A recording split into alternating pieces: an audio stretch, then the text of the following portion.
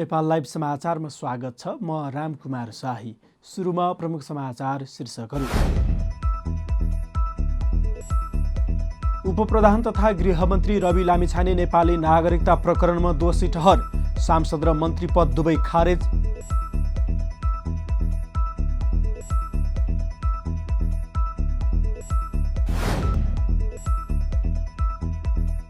आफ्ना विषयमा राम्रा समाचार नलेखिएको स्वास्थ्य राज्यमन्त्री कार्कीको गुनासो, प्रेम आचार्यलाई आइसियुमा भेट्दा स्वास्थ्य प्रोटोकल नमिचेको दाबी।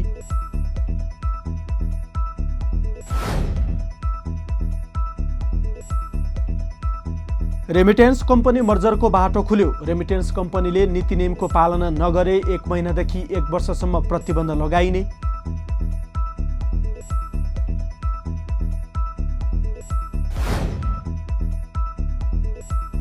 माडागास्करमा आधीबाट कम्तीमा पनि 16 जनाको ज्यान गयो। थप 19 जना बेपत्ता। सतर्कता अपनाउन सर्वसाधारणलाई अपिल।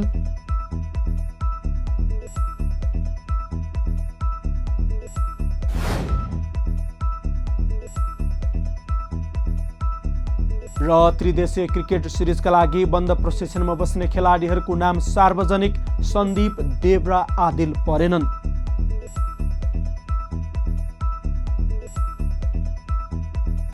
सामान राम्रो छ, ढुक्क हुनुहोस्। थाहा छ त्यसैले त यही लिन आएको। गुणस्तरीय प्लम्बिङको भरपर्दो नाम मार्बल। अब समाचार विस्तारमा।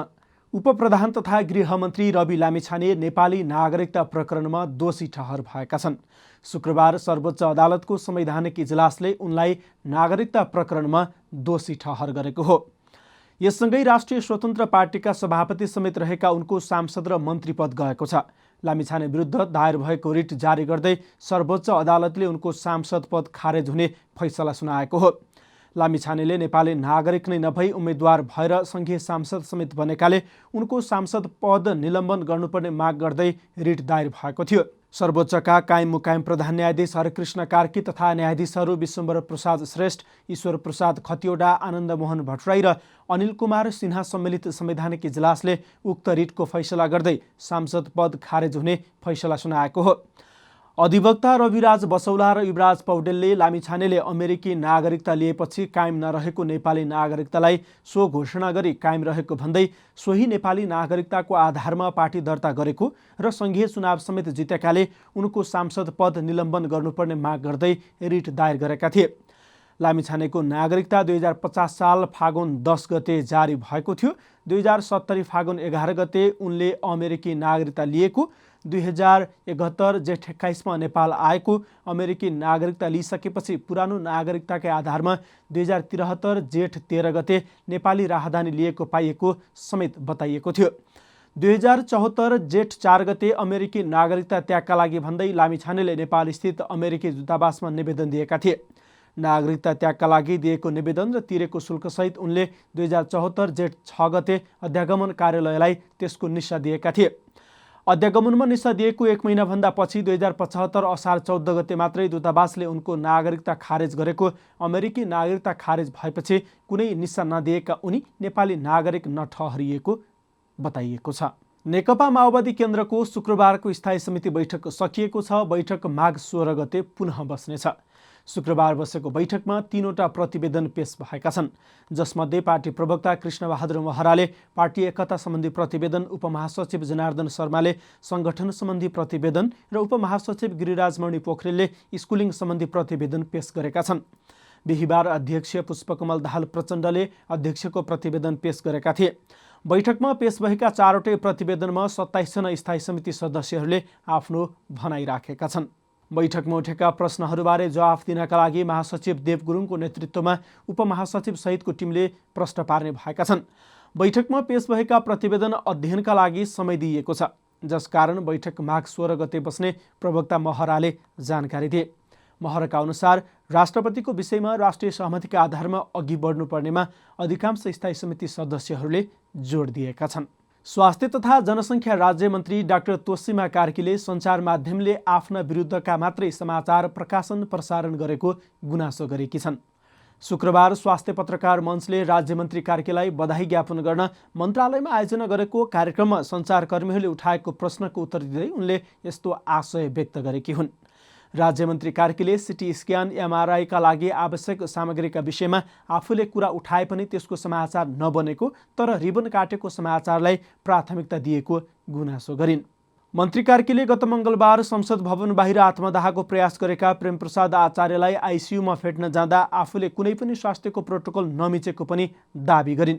आचार्यलाई भेट्दाको भिडियो सामाजिक सञ्जालमा भाइरल भएसँगै मन्त्री कार्कीले स्वास्थ्यका प्रोटोकलको पूर्ण पालना नगरेको भन्दै विरोध भएको थियो। तर उनले अस्पतालमा हुँदा कुनै पनि स्वास्थ्यका नियमहरू नतोडेको दाबी गरिन्। राज्यमन्त्री कार्कीले कुनै पनि नागरिकले आर्थिक स्थिति कमजोर भएकै कारणले स्वास्थ्य सेवा लिनबाट वञ्चित हुनु नपर्ने गरी काम गर्ने पनि प्रतिबद्धता जनाइन्। उनले बिमालाई वैज्ञानिक ढङ्गबाट विस्तार र लक्षित वर्गमा पुर्याउने गरी काम गरिरहेको जानकारी दिन्। स्वास्थ्य सेवालाई चुस्त बनाउन एकीकृत एम्बुलेन्स कार्ययोजना अघि बढाइरहेको राज्यमन्त्री कार्कीले जानकारी दिन्। उद्योग वाणिज्य तथा आपूर्ति मन्त्री दामोदर भण्डारीले समस्याको गीत गाउन नभई अर्थतन्त्र सुधारका लागि उद्योगीहरूलाई लगानी मैत्री वातावरण सिर्जना गर्ने कार्यमा आफू लागि पर्ने बताएका छन्।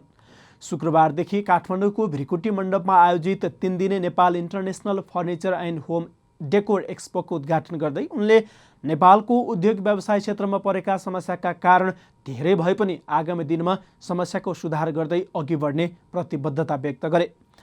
मन्त्री भण्डारीले सरकारको प्राथमिकता समस्या समाधानको सम्भावना खोजी गर्ने र नीतिगत कुरामा सुधार गर्ने रहेको बताए।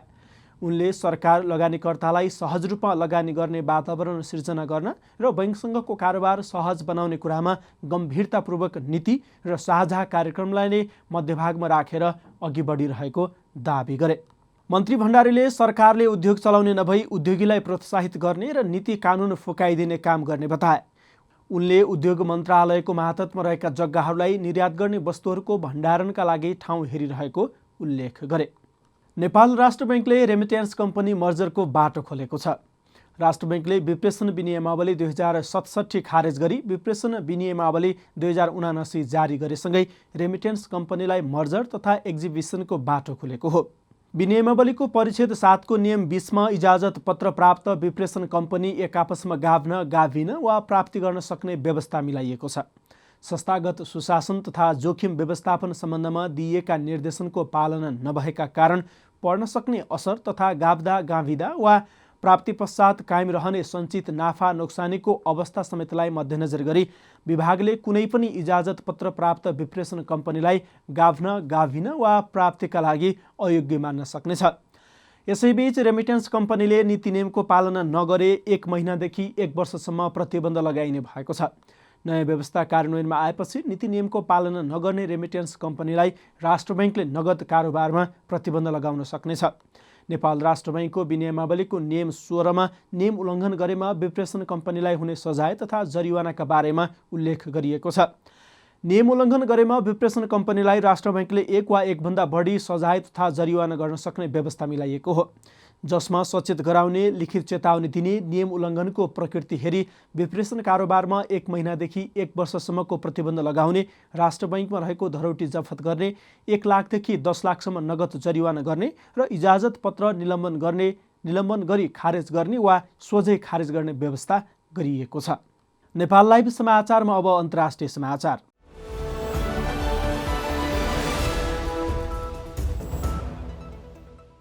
माडागास्करमा आँधीबाट कम्तीमा पनि 16 जनाको ज्यान गएको बताइएको छ।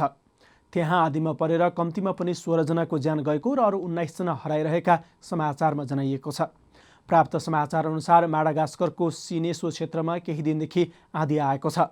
आँधीमा परेर बिहिबारसम्म 16 जनाको ज्यान गएको छ भने अरू 19 जना हराइरहेका छन्। यहाँको प्राकृतिक प्रकोप व्यवस्थापन केन्द्रका अनुसार अहिले पनि आँधीको त्रास हुन सक्ने भन्दै सर्वसाधारणलाई सतर्कता अपनाउन भनिएको छ। केन्द्रले 55,000 भन्दा बढी नागरिक आँधीबाट प्रभावित भएका जनाएको छ। उनीहरूमध्ये 25,000 जनाभन्दा बढीलाई घरबाट अन्यत्रै सारिएको छ भने अरू केहीलाई सतर्क रहन भनिएको छ। यहाँका अधिकारीहरूले प्रकोपमा परेर 13,000 घरमा बाढी पसेको र अरू 500 घर बाढीले बगाएको बताएका छन्। नेपाल लाइभ समाचारमा अब खेल समाचार।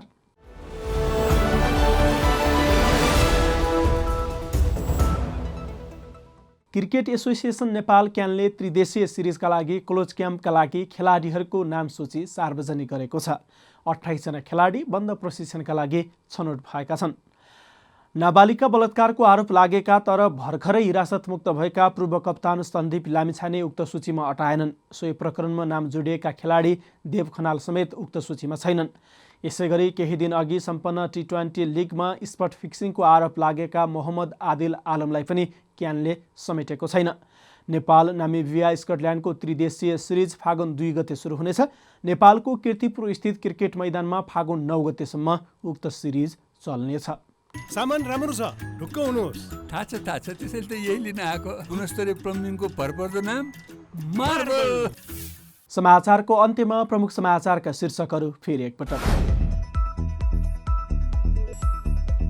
उपप्रधान तथा गृहमन्त्री रवि लामिछाने नेपाली नागरिकता प्रकरणमा दोषी ठहर, सांसद र मन्त्री पद दुवै खारेज।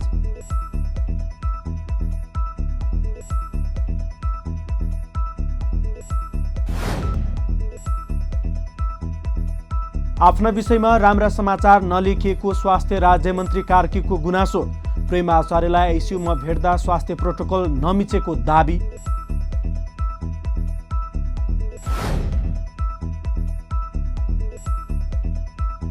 रेमिटेन्स कम्पनी मर्जरको बाटो खुल्यो। रेमिटेन्स कम्पनीले नीति नियमको पालना नगरे 1 महिनादेखि 1 वर्षसम्म प्रतिबन्ध लगाइने।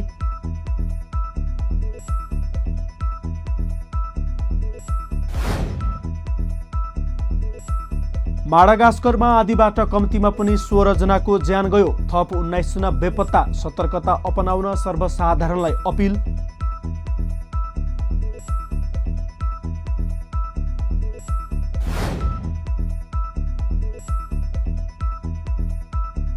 र त्रिदेशीय क्रिकेट सिरिजका लागि बन्द प्रशिक्षणमा बस्ने खेलाडीहरूको नाम सार्वजनिक, सन्दीप, देव र आदिल परेनन्।